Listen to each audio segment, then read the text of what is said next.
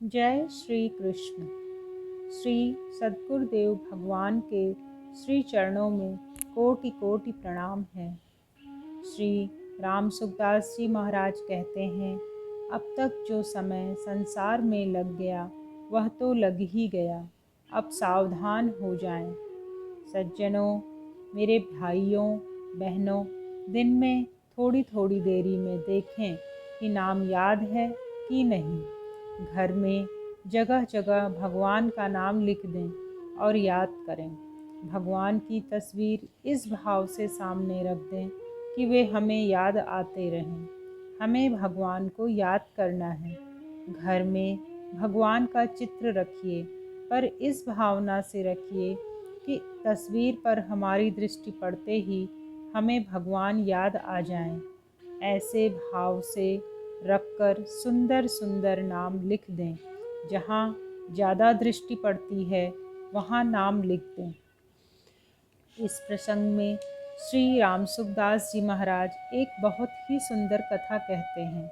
जब भगवान राम जी ने लंका पर विजय कर ली, अयोध्या में आकर के गद्दी पर विराजमान हुए, तो उस समय राजाओं ने राम जी को विभिन्न प्रकार के अनमोल उपहार दिए। विभीषण जी ने रावण के इकट्ठे किए हुए बहुत कीमती कीमती रत्नों की माला बनाई थी।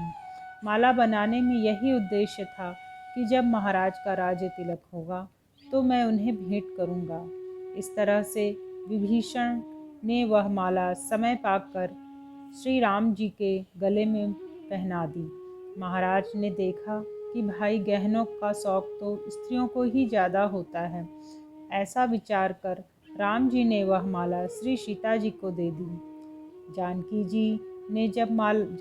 जी को जब माला मिली तो उनके मन में विचार आया कि मैं यह माला किसको दूं? महाराज ने तो मेरे को दे दी, अब मेरा प्यारा कौन है? हनुमान जी पास में बैठे हुए थे।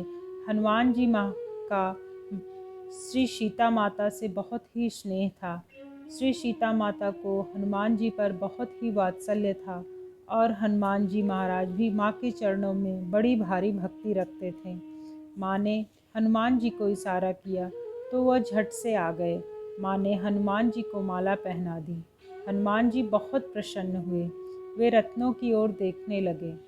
जब माँ ने चीज़ दी है तो इसमें कोई विशेष बात ही होगी, ऐसा विचार करके एक मणि को दांतों से तोड़ दिया, पर उसमें भगवान का नाम नहीं था तो उसे फेंक दिया। फिर दूसरी मणि तोड़ने लगे तो वहाँ पर बड़े बड़े जौहरी बैठे थे। उन्होंने कहा, बंदर को तो अमरूद ही देना चाहिए, यह इन रत्नों का क्या करेगा? रत्नों का तो यह दांतों से फोड़ कर फेंक रहा है। किसी ने उनसे पूछा, क्यों फोड़ते हो, क्या बात है, क्या देखते हो? हनुमान जी ने कहा, मैं तो यह देखता हूँ कि इसमें भगवान का नाम है कि नहीं। इनमें नाम नहीं है तो ये मेरे किस काम के? इस वास्ते इनको फोड़ कर देख लेता हूँ, और नाम नहीं निकलता तो फेंक देता हूँ।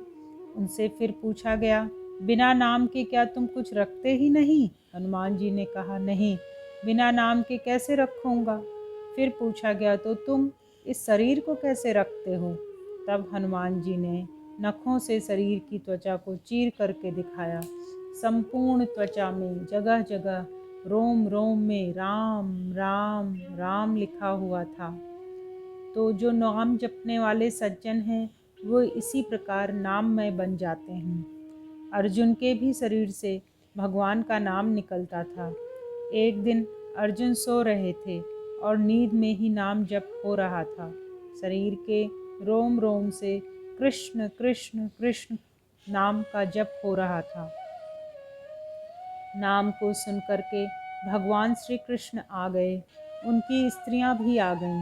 नारद जी आ गए, शंकर जी आ गए, ब्रह्मा जी भी आ गए। भगवान शंकर नाम सुन सुनकर नाचने लगे, नृत्य करने लगे। अर्जुन के तो बेहोशी में, गाढ़ी नींद में भी रोम रोम से कृष्ण कृष्ण निकलता है। इसमें कारण यह है कि जिसका जो इष्ट होता है ना, वह उसी का नाम जपता है, तो वह नाम भीतर बैठ करके रग रग में होने लगता है। जैसे आग में काठ रखो तो अंगार बनकर चमकने लगेगा। काले से काला कोयला आग में रख दो तो वह भी चमकने लगेगा। पत्थर का टुकड़ा आग में रख दो, वह भी चमकने लगेगा। कुछ भी कंकर ठीकरी रख दो, वे सब के सब चमकने लगेंगे। यह क्या है? क्या आग का प्रभाव है? जब एक भौतिक वस्तु में भी इतनी सामर्थ्य है कि वह काठ पत्थर आदि को चमका दे, तो फिर यह तो भगवान का नाम है ना। यह भौतिक नहीं, यह तो दिव्य है। यह नाम महाराज चेतना को चेत करा देते हैं। इसलिए मेरी आप सभी से यह प्रार्थना है कि आप सभी भगवान के नाम का ध्यान करें, भगवान के नाम का भजन करें, भगवान के नाम का कीर्तन करें। जय श्री कृष्ण।